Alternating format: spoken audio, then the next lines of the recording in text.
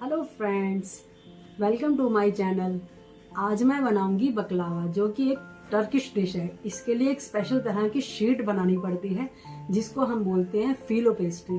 यूँ तो ये बाजार में भी बने बनाई मिल जाती है, लेकिन वो बहुत महंगी पड़ती है। तो क्यों ना हम उसे घर में ही बनाना सीख लें और बनाएं एक लजीज लाजवाब मिठाई बकलावा। So friends, let me start बकलावा। जिसके लिए हम लेंगे 1 कप मैदा, और मैदे का आधा मैंने लिया है शुद्ध घी, देसी घी। आप चाहें तो यहाँ तेल, पानी या फिर मक्खन का भी इस्तेमाल कर सकते हैं। 1 पिंच ऑफ मैंने सॉल्ट ले लिया है। 1 छोटा चम्मच मैं यहाँ बेकिंग पाउडर भी ले रही हूँ। याद रहे, यहाँ तेल का भी इस्तेमाल कर सकते हैं। रेगुलर तेल हो, बस सरसों का तेल ना हो, तिल का तेल भी ना हो, ऐसा तेल ना हो जिसमें स्मेल आती हो।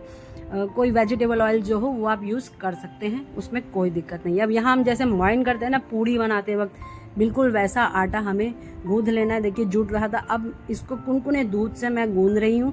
यहाँ आप दूध और पानी दोनों को मिक्स करके भी यूज़ कर सकते हैं। तो इसके लिए हमें एक सॉफ्ट आटा गूंदना है। अब आटा गूंदने के बाद हम इसको एक गीले कपड़े से ढक देंगे और इसको लगभग 40 से 45 मिनट के लिए रखेंगे। नहीं तो किसी एयर टाइट बर्तन में भी रख सकते हैं, जैसे मैंने रखा है। बस यहाँ पे आटे को पूरा टाइम मिलना चाहिए, जिससे वो पानी को आराम से पी सके और सॉफ्ट हो जाए। आइए अब हम इसके लिए तैयार करेंगे फिलिंग। मैंने यहाँ पर ड्राई फ्रूट्स ले लिए हैं, मेरे पास पड़ा था मिक्स। वॉलनट है मेरे पास, काजू है, बादाम है और पिस्ते हैं। मैंने इन सब को मिक्सी में पल्स मोड पर पीस लिया है। आप चाहें तो चॉप भी कर सकते हैं। अब हम जैसे प्लथन बनाते हैं ना फ्रेंड्स, वैसे हमें यहाँ पे लेना है कॉर्नफ्लोर और मैदा आधा आधा। इसका यूज़ आगे बहुत पड़ेगा, आप देखेंगे कैसे।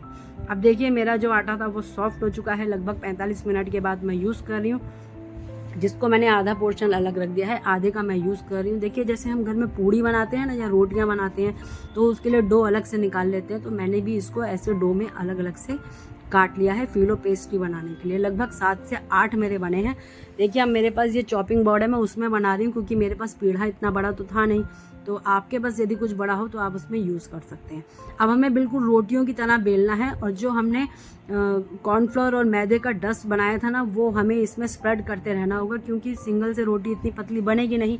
एक अलग प्लेट में मैं अपनी रोटियों को एक के ऊपर एक रखने के लिए बार बार मैदा स्प्रेड करती रहूँगी, जिससे कि हमारी रोटियां एक दूसरे से चिपकेंगी नहीं। अब मेरी 8 रोटियां बनके तैयार हैं। अब इन रोटियों को एक साथ बेलेंगे, क्योंकि एक साथ बेलेंगे तो ये आराम से पतली हो जाएंगी। अलग अलग बेलने से फट जाएंगी और बेकार हो जाएंगी फिर, तो इसलिए हम इनको एक साथ ही बेलेंगे। बस बीच बीच में हमें ये मैदा स्प्रेड इस पर करते रहना पड़ेगा।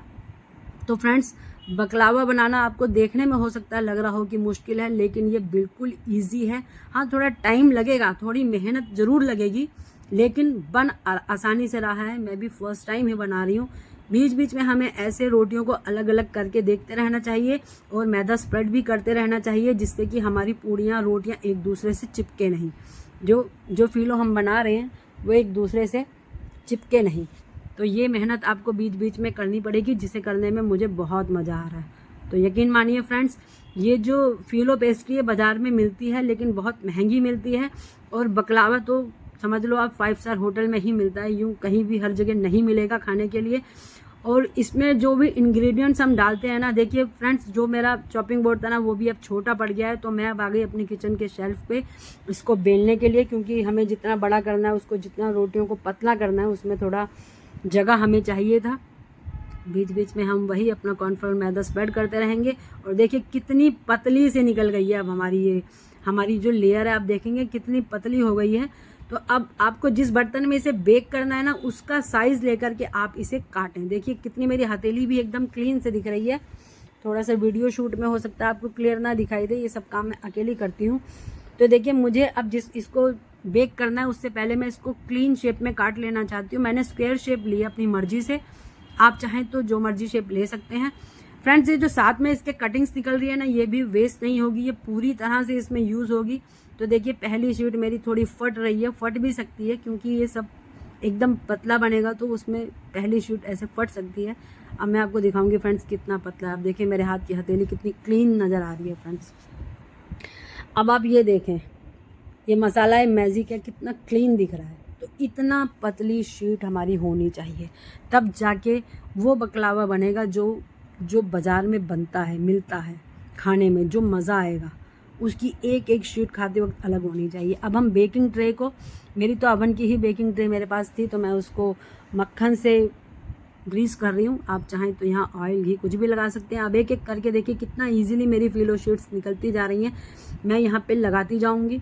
और फ्रेंड्स, अब इस जगह पे जो हमारी छोटे वाले शीट्स हैं ना, वो पूरी तरह से यूज़ होंगे। उन्हें आप खोलिए और एक एक करके लगाते जाइए। अंदर लगाने से क्योंकि कुछ फ़र्क नहीं पड़ने वाला है, हमारी फिलो वो पूरी तरह से यूज़ होगी, क्योंकि हमारी उसमें भी उतनी ही मेहनत लगी है, तो हम वेस्ट क्यों करेंगे। अब इसके ऊपर एक फ्रेश अपनी फिलो शीट्स डालेंगे। तो फ्रेंड्स, खाने के लिए 5 स्टार होटल ना जा सकें, लेकिन घर में तो बना के खा सकते हैं, तो क्यों ना बनाई बकलावा। मैं तो बना रही हूँ, आप लोग भी ट्राई करें। तो अब हम इस पर डालेंगे, मेरी पहली लेयर है, ये पहली फिलिंग है।